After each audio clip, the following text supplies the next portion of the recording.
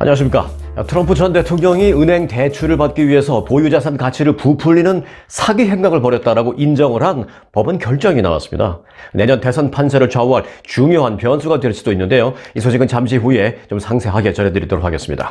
자, 먼저 간단하게 오늘도 에피타이저 뉴스 하나 전하고 시작하겠습니다. 미국 투자 이민에 대한 연방 이민국의 수속이 빨라지고 있다는 소식입니다. 특히 80만 달러로 투자금이 높아진 지난해 3월 이후에 신청된 미국 투자 이민 프로젝트의 경우에 수속 기간이 10개월 내지는 한 12개월 정도로 아주 빨라졌다고 합니다. 지난 2019년 11월 30일 그 이전까지는요, 미국 투자 이민을 위한 투자 금액 액수가 50만 달러였는데 그 프로젝트의 경우에는 코로나 팬데믹으로 인해서 그 이민국 업무 정지로 수속 기간이 4년 넘게 지체되기도 했었습니다. 하지만 지난해 미국 투자 이민 개혁 법안이 만들어지면서 투자금이 80만 달러로 오르고 또 이 코로나 팬데믹도 풀려서 수속 기간이 대폭 단축됐다. 1년 이내에 가능하다라는 분석이 지금 제기됐습니다. 2019년 신청했던 투자금 50만 달러 프로젝트의 수속 기간도 코로나 사태로 지체됐다가 원래대로 조금 빨라지는 그런 추세라고 합니다. 이 80만 달러 미국 투자 이민 프로젝트 수속 기간은 프로젝트 승인 기간과 그리고 자금 출처 조사 기간 등등을 모두 합해서 1년 정도, 빠르면 한 10달, 늦어도 1년 정도면 된다라는 그런 소식입니다. 이민 변호사들의 그 전언이 그렇게 나오고 있는데요. 자, 투자 비자 그리고 투자 이민 이 두 가지를 혼동하면 안 되시겠죠. 또 투자 비자와 투자 이민이 있는데 이 투자 비자는 한 30만 달러. 요건 이제 지역에 따라 다릅니다. LA 같은 데는 한 30만 달러. 그리고 조금 외지로 나가면은 뭐 한 20만 달러도 가능한 그런 지역도 있습니다. 그렇게 한 30만 달러 정도로 미국 체류를 위한 합법적인 비자를 받는 그게 이제 투자 비자죠. 배우자와 가족 모두가 이 합법 체류가 가능하고요. 또 아이들 공립학교도 보낼 수가 있습니다. 하지만 이건 이제 사업체를 운영하는 그 기간을 전제로 합법 체류 자격을 얻는 것이고 영주권을 받는 것은 아닌데요. 이 80만 달러 투자 이민은 아예 영주권을 받는 그런 프로젝트다라는 점이 차이점입니다. 자, 에피타이저 뉴스 잠시 전해드렸습니다. 오늘도 출첵해주신 구독자님들 감사하고요. 혹 처음 방문하신 분들은 구독 잊지 마시기 바랍니다. 자, 본격 소식 전합니다. 한국의 저출산율, 이게 지금 한국에서는 큰 사회적인 고민거리가 되고 있는데요. 이런 가운데 이 미국에서도 한인 출산율이 감소세를 보이고 있다는 분석입니다. 최근 연방질병통제예방센터, 이 CDC 자료에 따르면 지난해 부모 한쪽이나 양쪽 모두가 한인인 미국 내 소위 한인 신생아 수는 전국적으로 16,411명으로 집계됐습니다. 부모 모두 한인인 경우는 6,055명, 어머니만 한인인 경우는 6,521명, 아버지만 한인인 경우는 3,835명으로 각각 조사되었습니다. 자, 이처럼 혼혈을 모두 포함한 지난해 미국 내 한인 신생아 수는 16,411명으로 전년도인 2021년과 비교해서는 0.3% 줄어들었는데요. 이게 이제 충격적인 게 7년 전인 2016년과 비교해서 본다면 무려 18%가 감소한 수치입니다. 부모 양쪽 모두가 한인인 경우는 7년 전과 비교해서 무려 28%가 감소했습니다. 이 한국의 저출산율이 이곳 미국의 그 한인들도 뭐 따라가는 것은 아니다라고 생각합니다만은 다만 뭐 이런 게 있을 수 있겠죠. 이제 미국에 들어오는 한인들의 수가 그만큼 좀 줄어들었기 때문에 신생아 수도 좀 준 게 아닌가 그렇게 판단하고 있습니다. 네, 우버 가끔 이용하시나요? 아니면 그냥 옐로우 택시 타시나요? 그런데 앞으로 이 우버를 부르면 옐로우 택시가 올지도 모르겠습니다. 우버는 어제 이 LA 옐로우 캡을 포함한 남가주 주요 택시 업체들과 새로운 파트너십을 맺고 서비스를 한다라고 발표를 했습니다. 우버는 보도 자료를 통해서 옐로우 택시 운전사도 우버 트립 그 추천에 접속을 할 수 있도록 했다라면서 이에 따라서 앞으로 이제 더 많은 수익 기회가 택시 기사들에게도 생길 것이고 또 여러 도시에서 빈 차로 돌아다니는 그런 사례가 줄 수도 있다라고 말했습니다. 또 손님 입장에서는 더 빨리 차를 이용할 수도 있다라고 설명했습니다. 우버의 택시 서비스는 LA 카운티와 오렌지 카운티 그리고 샌디에고 카운티의 경우에 이번 주부터 시행될 예정입니다. 이번 주말부터. 그리고 현재 시범 프로그램을 운영 중에 있는 곳은 샌프란시스코와 뉴욕 이 두 곳에서는 현재 시범적으로 운행하고 있는데 좋다라는 호평이 이어지면서 이제 시범 지역을 더 확대하고 있는 그런 상황입니다. 자, 우버 측에 따르면 올해 2분기 우버 트립을 제공한 그 택시 운전사의 경우에 이 서비스를 통해서 월 평균 $1,767 정도의 엑스트라 수입, 부가 수입을 기록한 것으로 분석됐다라는 것입니다. 또 우버 트립을 제공하지 않는 택시 기사와 비교를 했을 경우에 평균 24% 더 많은 수익을 택시 기사들이 올렸던 것으로 집계됐습니다. 네, 어제 그 애플의 아이폰 15 프로 이 최신형 모델이 과열도 빨리 되고 튼튼하지도 않다, 내구성도 별로 없다라는 그런 불만에 대해서 전해드린 바 있는데요. 이 애플 아이폰 이 전화기뿐만이 아니라 아이폰 그 케이스에 대한 불만도 터져 나오고 있습니다. 이 애플이 새로운 아이폰 15 시리즈와 함께 선보인 $59짜리 케이스에 대해서 이 최악의 실패작이라는 혹평이 쏟아지고 있습니다. 블룸버그 통신은 애플의 $59짜리 가짜 스웨이드 아이폰 케이스는 올해 최대 실패작이다 라는 그런 제목의 기사를 보도했습니다. 이 애플의 탄소 중립을 위한 고상한 노력이 올해 최악의 불발탄이 될 위기에 처해져 있다라면서 이 Fine Woven 케이스를 직격했습니다. 자, Fine Woven 케이스. 애플은 이달 초에 그 아이폰 케이스와 애플 워치 줄 등에 사용할 새로운 소재로 이 Fine Woven을 소개하면서 부드러운 느낌, 고급스러운 느낌이다라고 강조했습니다. 아울러 이 직물 소재인 이 파인 우븐이 가죽을 대체할 것이다 라면서 앞으로 이 액세서리 제품에 가죽 소재를 사용하지 않을 것이다 라고 밝히기도 했습니다. 그런데 이제 문제는 이 파인 우븐 케이스가 얼룩과 긁힘 등에 매우 취약하고 미끄럽다라는 평가까지도 받고 있습니다. 손톱이 살짝 스치기만 해도 자국이 심하게 남는다라는 것이죠. 그리고 들고 있다가 손에 땀만 조금 나도 미끄러워서 떨어뜨리는 경우가 많다라는 것입니다. 해외 한 유튜버는요, 이 애플 아이폰의 파인 우븐 케이스에 손톱으로 긁어도 흠집이 살짝 긁어도 흠집이 크게 생긴다라면서 너무 쉽게 긁힌다라고 평했습니다. 또 케이스에 뚫린 구멍이 이 아이폰의 충전 단자와 스피커 구멍에 정확하게 정렬되지도 않는다라고 지적했습니다. 이 파인 우븐 케이스는 하나에 $59이며 애플이 기존에 판매하는 플라스틱이나 실리콘 재질의 제품보다 $10 비싼 그런 케이스입니다. 하지만 이 같은 불만이 복주하자 애플은 구입 후 14일 안에 불만족한 상품에 대해서는 환불을 해주는 규정이 있습니다 라고 밝혔습니다. 근데 대입 전형에서 백인 특혜 논란이 거센 이 레거시 어드미션, 소위 동문 자녀 특례 입학을 폐지할 경우에 하버드 대학 신입생 가운데 아시안 입학생의 수가 크게 늘어날 것이다 라는 분석이 나왔습니다. 가상으로 한번 조사를 해본 것이죠.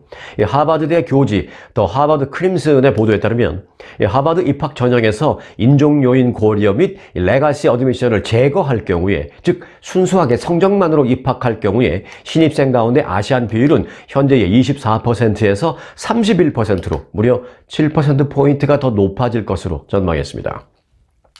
다만 그 레거시 어드미션이 폐지된다 하더라도 이 백인 학생의 비율은 40%에서 44%로 높아지는 등 여전히 다수를 차지할 것으로 분석됐습니다. 결국 인종 요인이 고려되지 않고 입학 전형에서 객관적으로 성적만 적용을 할 경우에 흑인과 히스패닉계 학생 수가 크게 줄어들 것이다 라는 분석이 나오고 있습니다. 백인들의 숫자는 한 4% 늘어나고 아시안계 학생은 무려 7%가 늘어날 것이다 라는 것입니다. 성적만 놓고 본다면. 한편 미국에서는 최근 이 소수계 우대 정책, 어퍼머티브 액션에 대한 위헌 결정이 법원에서 내려진 바 있는데요.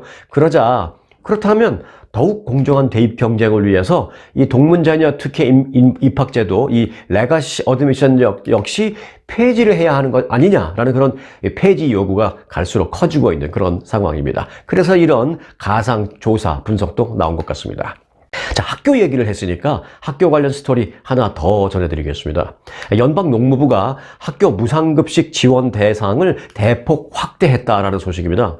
농무부는 어제 보도자료를 통해서 저소득층 다수 거주 지역의 학교와 교육구를 위한 전교생 무상급식 지원 프로그램, 이게 커뮤니티 엘리저빌리티 프로비전이라고 했는데 줄여서 CEP라고 합니다. 이 빈곤층 25% 이상인 학교와 학군으로 확대한다 라고 밝혔습니다. 이 전교생 무상급식 지원 프로그램 커뮤니티 엘리저빌리티 프로비전, 줄여서 CEP, SEP이라고 부르는데요. 이는 빈곤 가정의 자녀가 다수 재학 중인 학교의 경우에 학생이 개별적으로 급식비 면제 신청을 하지 않고, 그럼에도 불구하고 학교 측이 전교생에게 그저 아침과 점심 무상급식을 제공하게 하는 그런 프로그램입니다. 그러니까 누구나 그 학교에 재학 중이면 뭐 돈이 많은 집이든 그렇지 않은 집이든 다 무상으로 급식을 받을 수 있는 그런 프로그램이죠. 그렇다면 빈곤 가정이 다수 재학 중인 학교라고 제가 지금 표현을 했었는데, 그럼 얼마나 많이 이 빈곤 학생이 재학 중인 학교여야 그 자격이 되느냐, 그런 이제 문제가 있을 수 있는데, 그 문제와 관련해서는요, 지금까지는 빈곤층 자녀가 전체 학생의 40% 이상인 학교가 대상이었지만, 이제부터는 빈곤층이 최소 25%만 넘으면 연방지원금을 신청해서 전 학생에게, 전 교생에게 무료 급식을 줄 수 있다라는 것입니다. 연방농무부의 탐 빌색 장관은 영양가 있는 아침과 점심에 대한 학생들의 접근성을 높여서 기아 상태에 놓인 어린이들을 줄이고 학생의 건강 및 영양 수준을 한 단계 더 향상시킬 수 있을 것이다라고 말했습니다.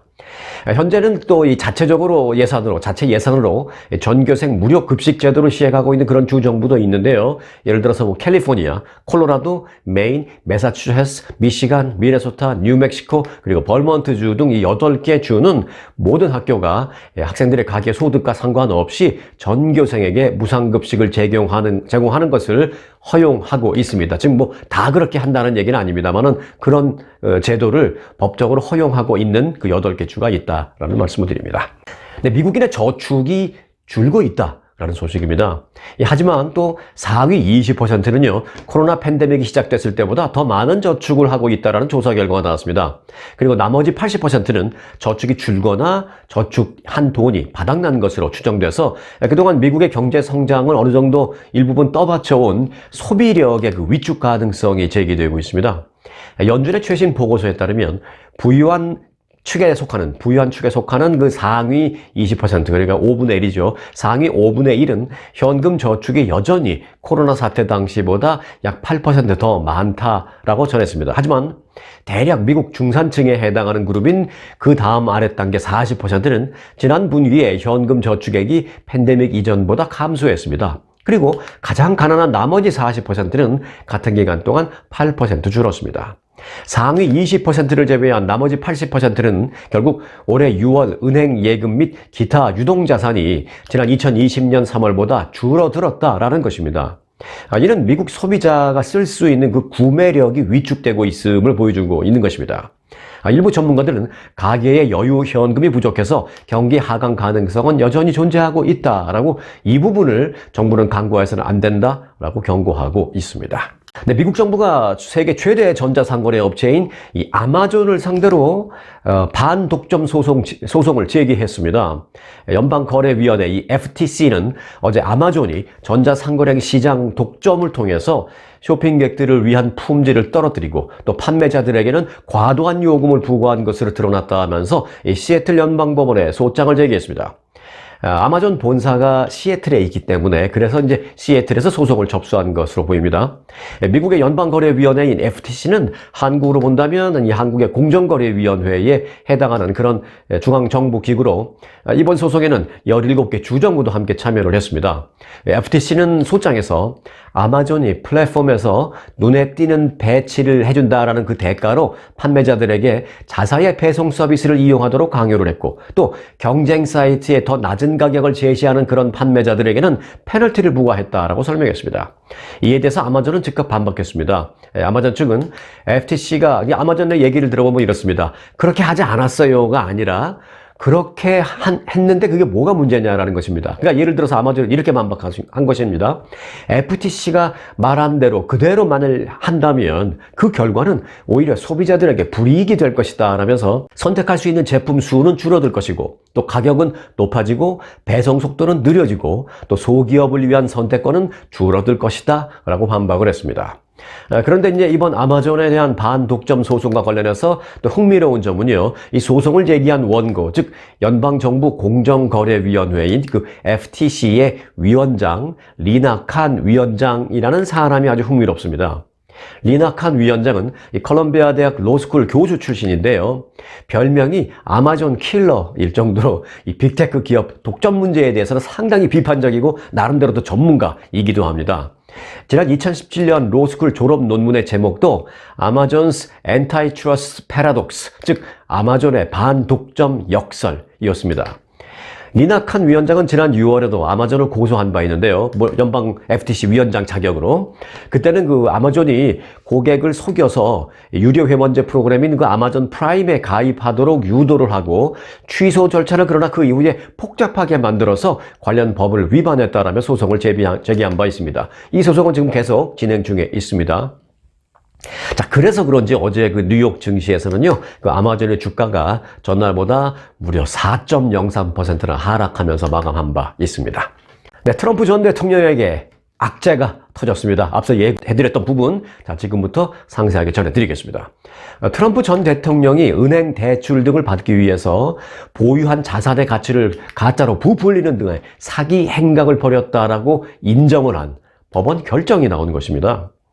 뉴욕주 맨하탄 지방법원의 아서 앤고론 판사는 어제 제출한 그 약식 재판, 어제 발표한 그 약식 재판 결정에서 트럼프 전 대통령과 트럼프 그룹이 은행 대출 등을 쉽게 받기 위해서 자산 가치를 크게 부풀렸다라는 원고 측의 주장을 일부 인정했습니다.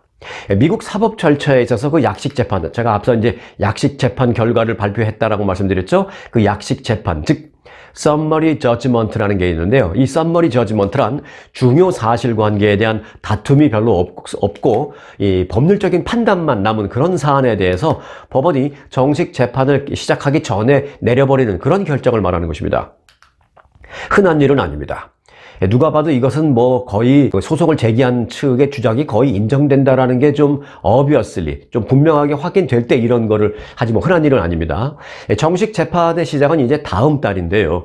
다음 달 정식 재판이 시작하기 전에 지금까지 인정된 사실관계만으로만 봐도 트럼프 전 대통령이 사기를 저질렀다라고 법원이 그렇게 판단을 한 것입니다.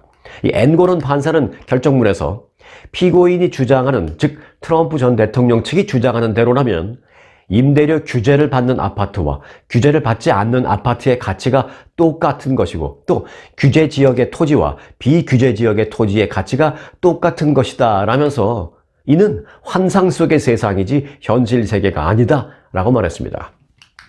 왜 그런 표현을 썼을까요? 이제 예를 들어서 트럼프 전 대통령이 소유한 플로리다주의 마로라고 이 자택의 경우에 그 대출을 받기 위해서 평가 가치를 따지게 되는데요. 그 평가 가치를 따질 때 사교 클럽으로서 제한된 이용을 고려해야만 하는데 재무제표상에서는 그런 제약을 전혀 반영하지 않은 채 부동산 가치를 크게 부풀렸다라는 것이 주 검찰총장의 주장인 것입니다.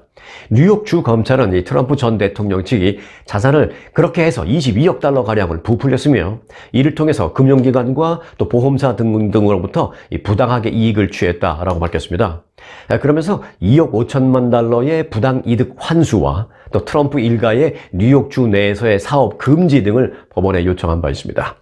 반면에 트럼프 측은 검찰 측의 그 마녀사냥이다라고 비판하면서 항소하겠다라고 밝혔습니다. 벌써 정식 재판 시작도 안 했는데 이 약식 재판 결과가 나오니까 항소 얘기가 벌써 나오고 있네요.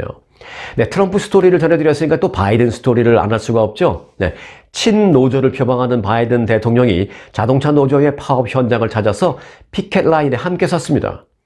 미국의 현대사를 통틀어서요, 현직 대통령이 노조원들이 파업을 할 때 그 노조원들이 서 있는 그 피켓 라인에 노조원들과 함께 같이 서 있는 그런 모습은 사실 처음 있는 일입니다. 이 바이든 대통령은 어제 미국 자동차 산업의 중심지인 디트로이트와 가까운 그 미시간주 웨인 카운티를 방문해서 포드, 제너럴 모터스 그리고 스텔란티스 등 미국 3대 자동차 제조사를 상대로 진행되고 있는 전미 자동차 노조의 파업 현장을 찾았습니다. 특히 바이든 대통령은 벨빌에 위치한 GM 물류센터 부근의 시위 현장에서 직접 피켓 라인에 동참을 했습니다. 이 피켓 라인에 노조원들과 함께 서 있는 것이죠. 피켓을 들고. 미국에서도 의원들이 정치 성향에 따라서 이 파업 현장을 찾는 경우가 물론 종종 있기는 합니다. 하지만 역대 대통령들은 노사 분쟁을 중재하기 위해서 파업 현장을 찾았지 본인이 노조원들 속에 끼어서 직접 개입하는 일은 없었습니다. 이 때문에 이번 일정은 매우 이례적입니다.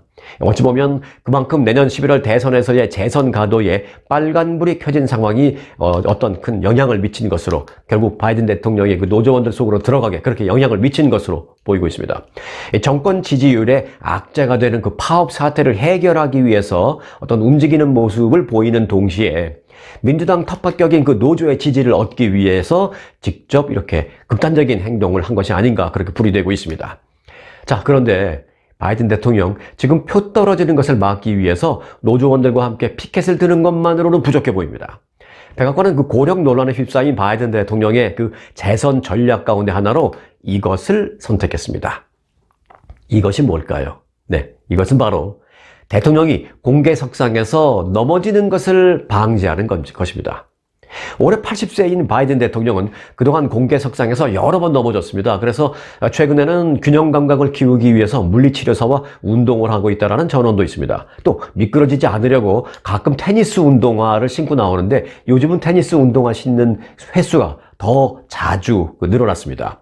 그리고 전용기인 에어포스 1에 탑승할 때도 비행기에 올라가는 계단이 이전보다 더 낮고 짧게 만들어진 그 계단을 이용해서 전용기 하부 입구로 들어갑니다.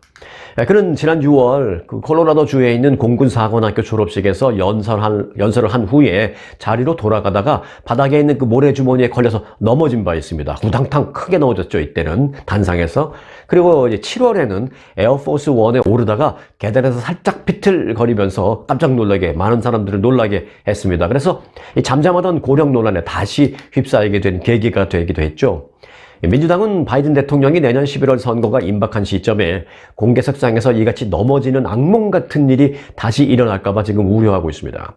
이 바이든 선거팀은 테니스 운동화 같은 조치가, 테니스 운동화를 신는 그런 조치가 공화당의 어떤 조롱 대상이 될지라도 그게 카메라 앞에서 넘어지는 것보다 낫다라고 판단을 하고 있다고 합니다. 바이든 대통령은 현재 그 척추 관절염과 그리고 골절 후 발 관절염 등을 진단받은 바 있는데요. 아마도 이 때문에 균형을 잡는데 좀 어려움을 겪지 않는지 그렇게 생각되고 있습니다. 네, 이어서 보너스 스토리 전해드리겠습니다. 오늘 보너스 스토리의 제목은 제가 이렇게 지어봤습니다. 코리안 바베큐 꽃.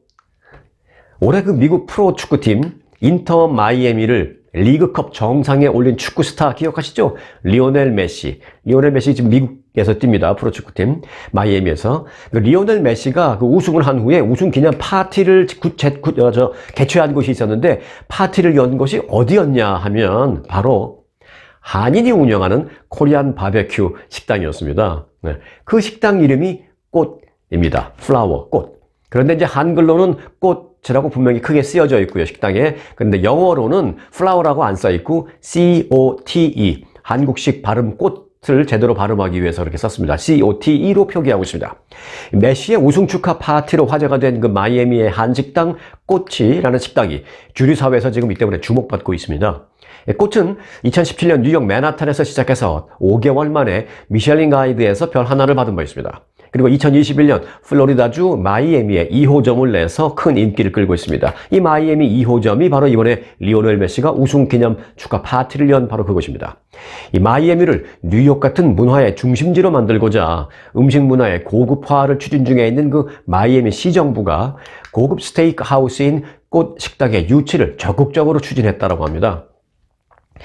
그래서 이 식당은 마이애미에다 이제 2호점을 열었는데 이 식당은 어느 정도 인기를 끌고 있느냐 현지인들에게 방을 예약하려면 $1,000를 예약비로 먼저 내야 하고요. 그리고 안 오면 그냥 $1,000 날리는 겁니다. $1,000를 예약비로 내야 하고 또 성수기에는 예약금 외에도 최소 주문 금액에 계약을 해야 합니다. 근데 그 최소 주문 금액이 많을 때는 $10,000까지도 받는다라고 합니다. 그런데도 예약 희망자가 워낙 많아서 방 잡기가 매우 어렵다라고 합니다. 대표 코스 메뉴인 스테이크 오마카제라는 게 있는데 코스 메뉴 스테이크 오마카제는 1인당 $225입니다. 이 꽃 식당의 사이먼 김 대표는 한 인터뷰에서 이렇게 말했습니다.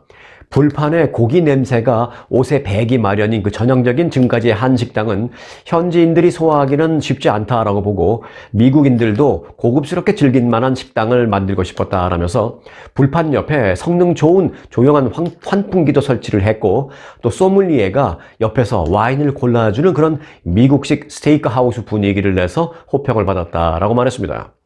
이민 1.5세인 사이먼 김 대표는 맨하탄에서 지난 1990년대 후반에 고리라는 뉴욕 사시는 분들은 혹시 아시는 분들 계시나요? 고리라는 이름의 한식당을 그분의 어머니가 운영했습니다. 그 고리라는 한식당을 운영했던 자신의 어머니를 보며 지금의 식당을 늘 구상했었다라고 합니다. 이 어머니의 식당에 미국 손님이 그 당시에도 적잖이 오는 그런 모습을 보고 아, 열심히 하면 그리고 잘하면 한식도 되겠구나라는 자신감을 얻었다라고 합니다. 그는 홍콩을 잇는 다음 아시아의 중심지는 싱가포르가 될 것이다 라고 생각을 해서 올 연말쯤에는 싱가포르에 3호점을 열 계획이라고 말했습니다. 그리고 또 맨하튼에 한국식 프라이드 치킨, 한국식 통닭치킨을 주제로 한 그런 식당도 추가로 열기 위해서 현재 준비 중이다 라고 전했습니다.